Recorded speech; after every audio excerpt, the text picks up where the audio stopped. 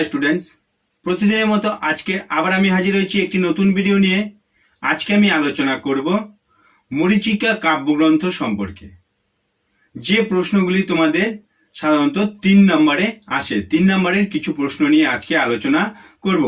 তোমরা যারা আমার চ্যানেলে নতুন তারা চ্যানেলটিকে সাবস্ক্রাইব করে নিবে, তাহলে সবার আগে নোটিফিকেশন তোমাদের কাছে পৌঁছে যাবে।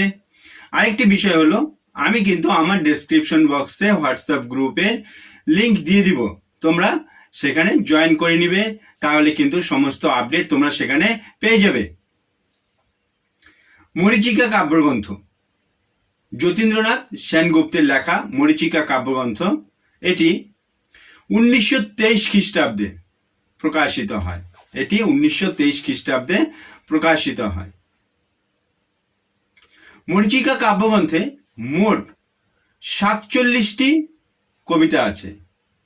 মরীচিকা কাব্যগ্রন্থে মোট 47টি কবিতা আছে। তার মধ্যে প্রথম কবিতাটি হলো বন্যী স্তুতি, আর শেষ কবিতাটি হলো আহুতি। প্রথম কবিতাটি হলো বন্যী স্তুতি এবং শেষ কবিতাটি হলো আহুতি। এই প্রশ্নগুলো কিন্তু 3 নম্বরে প্রায় আসে। এছাড়াও অনেক কবিতা রয়েছে, উল্লেখযোগ্য কবিতা রয়েছে, যেগুলো হলো শিবের গাজন, মানুষ, হাট, এই সমস্ত কবিতাগুলো কিন্তু এই কাব্যগ্রন্থেরই অন্তর্গত। কাব্যগ্রন্থটি যতীন্দ্রমোহন বাগচিকে উৎসর্গ করা হয়েছে। এখানে একটি বিষয় বলে রাখি,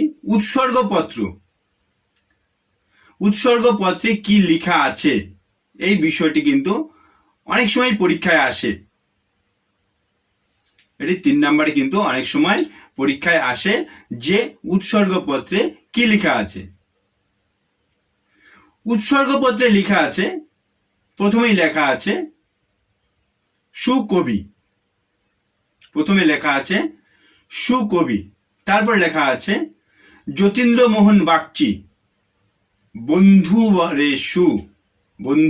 বরে সু। তারপরে যেই কথাগুলি লেখা রয়েছে সেগুলো আমি একটু পড়ছি। তারপরে লেখা রয়েছে খেয়ালের বসে হারাইলে পথ, এ মরু হিয়ার পরে, দাহন রসের গহন সাধন, উষর ত্রিশাল সজল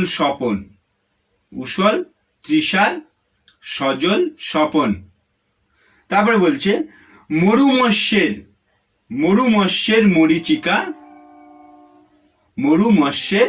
মরীচিকা ধন, বন্ধু তোমারই তবে। এই কথাটি উৎসর্গপত্রে লেখা আছে। এই কথাটা কিন্তু অনেক সময় পরীক্ষায় আসে। আজকে এই পর্যন্তই। তোমাদের যদি কোথাও বুঝতে কোনো অসুবিধা হয় আমাকে কমেন্ট বক্সে কমেন্ট করে জানাও, আমি সেই বিষয় নিয়ে আবার আলোচনা করব। ভিডিওটি ভালো লাগলে লাইক করবে এবং বন্ধুদেরকে শেয়ার করে দিবে। আজকে এই পর্যন্তই, পরের ভিডিওতে আবার দেখা হবে।